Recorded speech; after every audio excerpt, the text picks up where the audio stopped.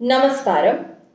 ലൈംഗിക കുറ്റകൃത്യങ്ങൾ ഉൾപ്പെടെയുള്ള ക്രിമിനൽ കേസുകളിൽ പരാതിക്കാരിയായ സ്ത്രീ പറയുന്നതെല്ലാം സുവിശേഷ സത്യമാണ് എന്ന അനുമാനത്തിന് യാതൊരു സ്ഥാനവുമില്ലെന്ന് കേരള ഹൈക്കോടതി. കാരണം ഇക്കാലത്ത് നിരപരാധികളെ അത്തരം കാര്യങ്ങളിൽ ഉൾപ്പെടുത്തുവാനുള്ള പ്രവണതയുണ്ടെന്നും കോടതി ചൂണ്ടിക്കാട്ടി.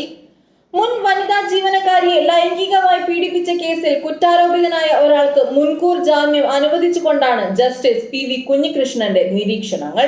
ശരിയായി ജോലി ചെയ്യാത്തതിന് ജോലിയിൽ നിന്നും പിരിച്ചുവിട്ടതിനു ശേഷം സ്ത്രീ തന്നെ അസഭ്യം പറയുകയും ഭീഷണിപ്പെടുത്തുകയും ചെയ്തുവെന്ന പ്രതിയുടെ പ്രാഥമിക പരാതി പോലീസ് അന്വേഷിച്ചില്ലെന്ന് ഹൈക്കോടതി പറഞ്ഞു. ക്രിമിനൽ കേസ് അന്വേഷണം എന്നാൽ പരാതിക്കാരന്റെയും പ്രതിയുടെയും കേസ് അന്വേഷിക്കുക എന്നാണെന്ന് കോടതി പറഞ്ഞു.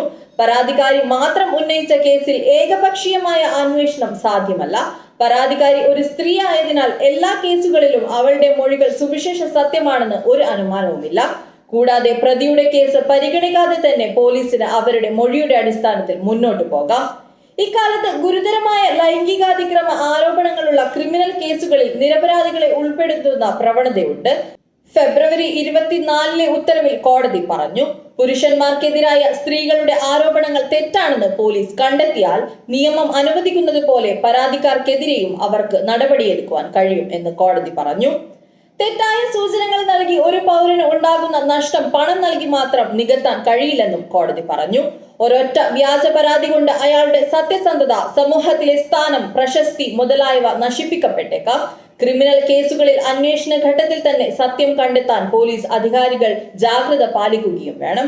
അതിനാൽ ക്രിമിനൽ കേസുകളിൽ അന്തിമ റിപ്പോർട്ടുകൾ സമർപ്പിക്കുന്നതിന് മുമ്പ് ധാന്യങ്ങളിൽ നിന്നും പതിരുകൾ വേർതിരിക്കേണ്ടത് പോലീസിന്റെ കടമയാണ് എന്നതിൽ പറയുന്നു.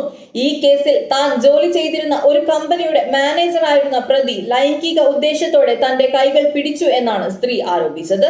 മറുവശത്ത് കോടതി ഉത്തരവ് പ്രകാരം പ്രതി സ്ത്രീയുടെ വാക്കാലുള്ള അധിക്ഷേപത്തെയും ഭീഷണികളെയും കുറിച്ച് പോലീസിൽ പരാതിപ്പെടുകയും അവർ പറഞ്ഞതിന്റെ ഓഡിയോ റെക്കോർഡിംഗ് അടങ്ങിയ പെൻഡ്രൈവ് നൽകുകയും ചെയ്തു.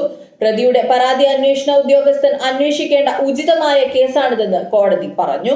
പെൻഡ്രൈവ് അന്വേഷണ ഉദ്യോഗസ്ഥന് മുന്നിൽ ഹാജരാക്കാൻ കോടതി പ്രതിയോട് നിർദ്ദേശിക്കുകയും ഇതേക്കുറിച്ച് അന്വേഷിക്കാൻ ഉദ്യോഗസ്ഥനോട് ഉത്തരവിടുകയും ചെയ്തു.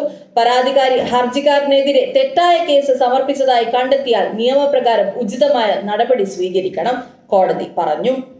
News desk മലയാളാക്ഷരം.